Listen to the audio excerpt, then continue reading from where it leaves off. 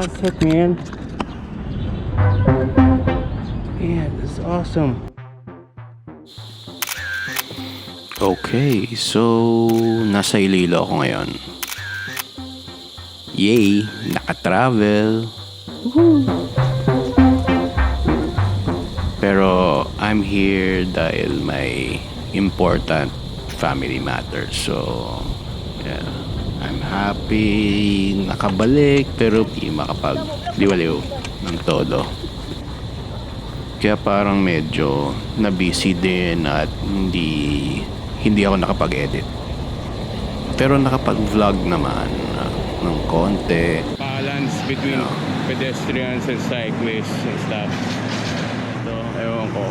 Hindi naman ako layout artist eh. Magawa ko lang yan. Pati ito, sabi ba, masyadong makapal. Sabi ng Schwalbe.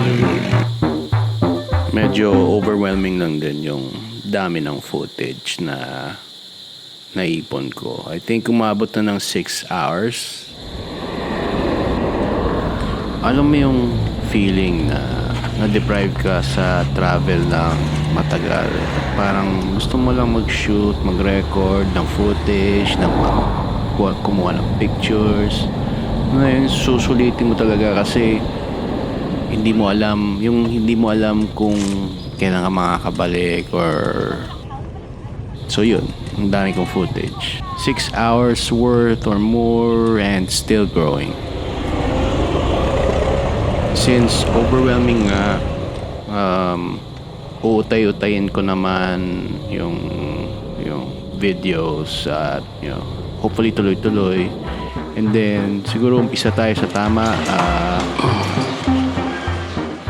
Part 1, getting my bike ready. Parang deformed na kasi. Yes, parang kojak na yung gulong ko sa likod. Kalbo. Ayun, pwede pa yan kung bike commute malapitan. Pero naalangan na ako baka ma-flat. Kaya ako bumili ng Schwalbe Marathon para flatless. Okay, Schwalbe Marathon. The Flatless tire, Schwalbe's best-selling model, the most puncture-resistant pneumatic tire there is. In addition to the superior puncture protection, it features many inner values: rolling resistance, the patented 5mm thick smart guard layer when compared to all generic product has a significant advantage in rolling resistance. Okay. Recycling okay. Also in the smart guard charva.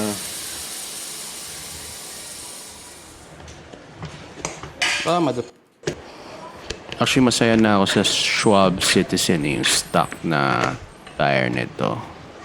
Kasi parang isang beses lang ako na flat. Anyway, wala akong mahanap na Citizen and ito yung popular, yung Marathon Plus. Maganda naman yung reviews. Gusto ko sana mas malaking tire, at least the same, yung 1.6. Parang yan sana yung trip ko. Yun nga lang, yung available lang 1.3. Parang hirap. Ay!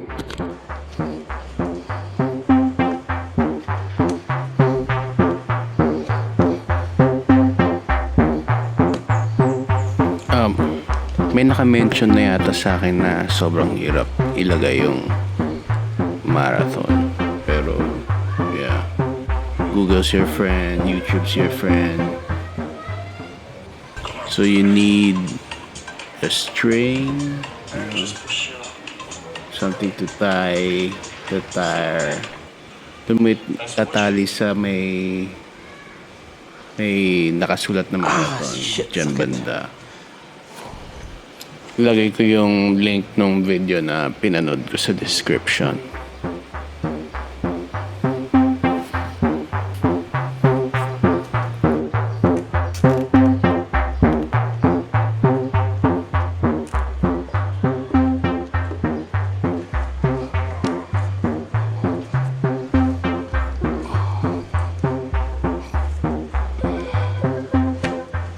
Honestly, na-stress ako.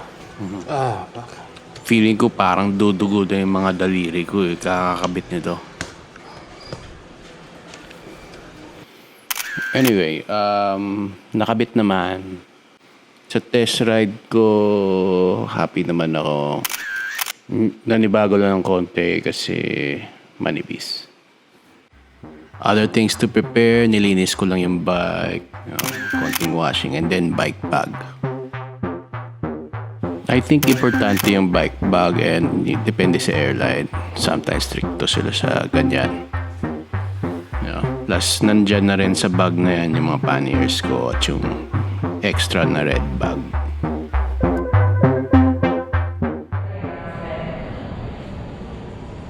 Yay, traveling. Pero yan yung tsura na scared. Since scared daw yan. Yeah, scared din ako dito. Kahit sabi na may HEPA filter, scared din ako.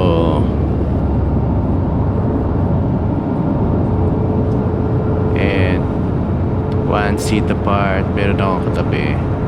Nandun sa window seat. Maluwag naman yung flight. Touchdown Iloilo. May mandatory swab lang. Okay, number one reason, folding bike yung prefer ko pag nagta-travel, especially air travel. Yeah, madali fold, unfold. Wala nang baklas. 9 speed man? Do? 8 lang eh? O 7? 8 speed.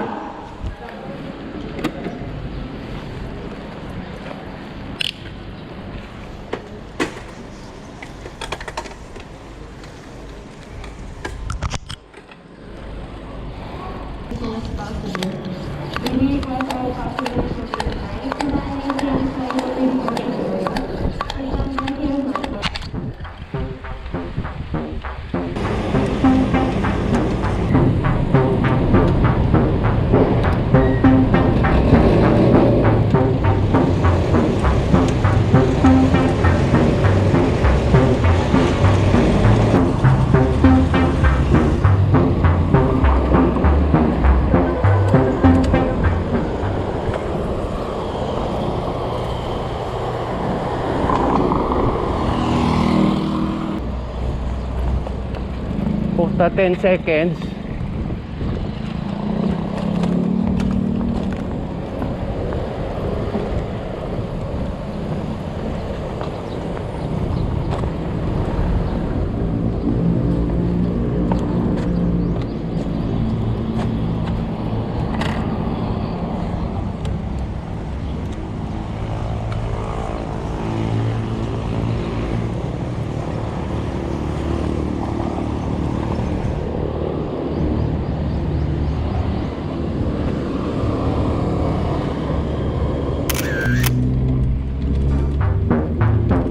Slightly nakaka-emo yung pagbalik ko dito.